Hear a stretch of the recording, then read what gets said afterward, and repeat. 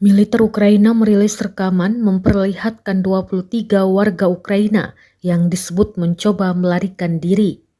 Mereka mencoba melarikan diri dengan bersembunyi di truk gandum.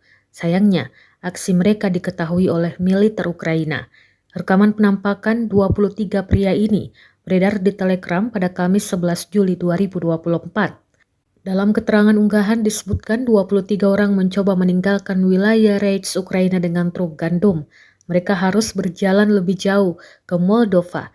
Biaya penyeberangannya berkisar antara $5.000 hingga $16.000, jelas narasi unggahan.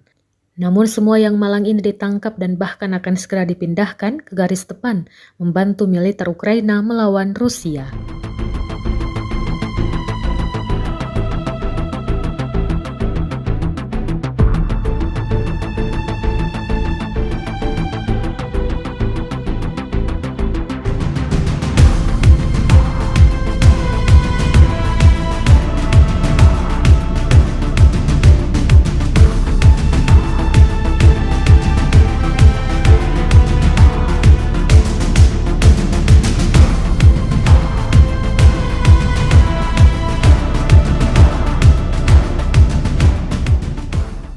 Download Tribun X sekarang, menghadirkan lokal menjadi Indonesia.